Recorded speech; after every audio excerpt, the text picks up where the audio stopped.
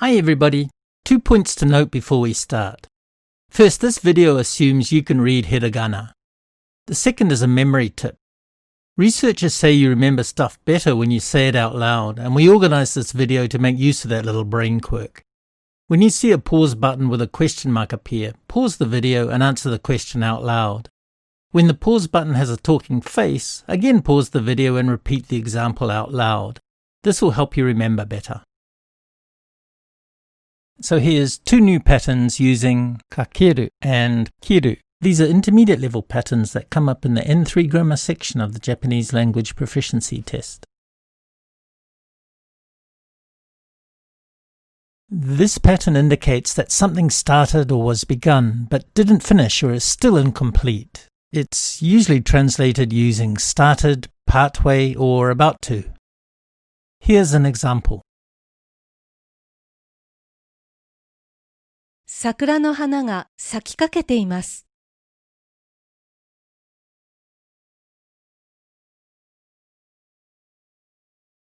This grammar is pretty simple. Just put the various forms of kakeru after the pre-mus form of a verb. That's all the explanation we need, so let's do the practice examples.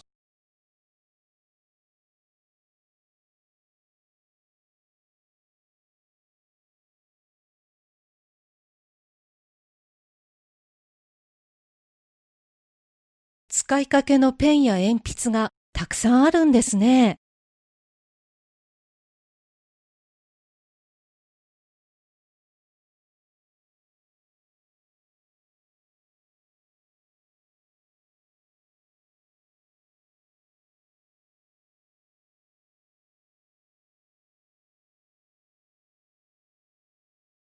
初めてサーフィンしたとき、死にかけた。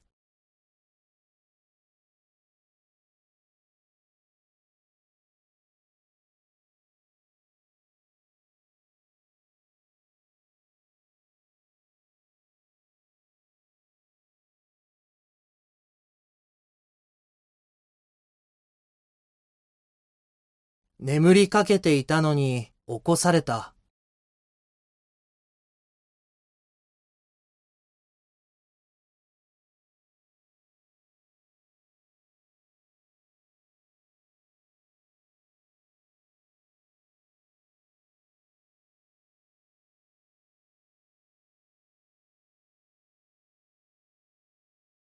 諦めかけていたとき、点が入った。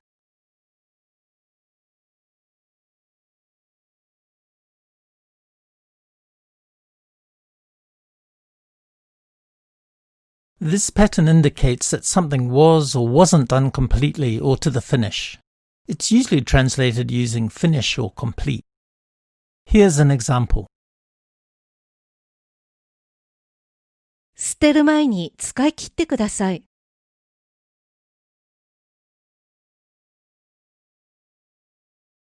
So, like the pattern kakeru, this also uses the pre-mus form of a verb. After the pre-mus form, you can put the kiru form shown in the diagram.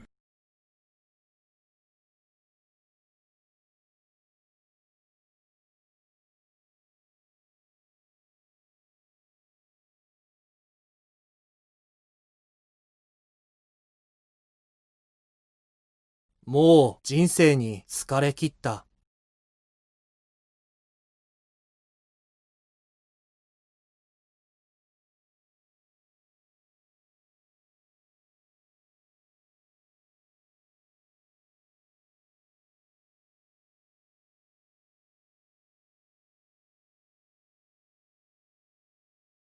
おばあさんが道を渡りきる前に信号が変わってしまった。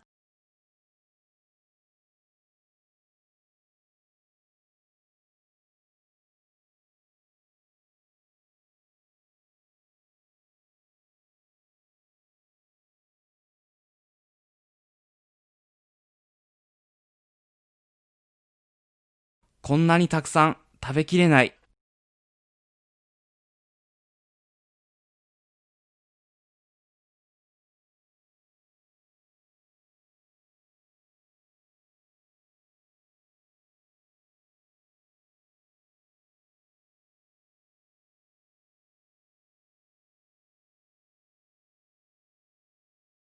クリスマスまで待ちきれない。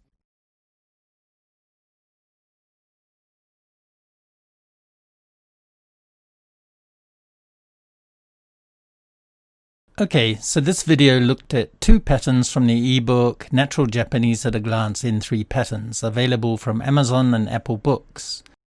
Most people like the Apple edition for iPads or iPhones because you can play all the sound files from inside the actual book. As always, please give us a like, and if you want to hear about new videos, please subscribe. Thank you for watching.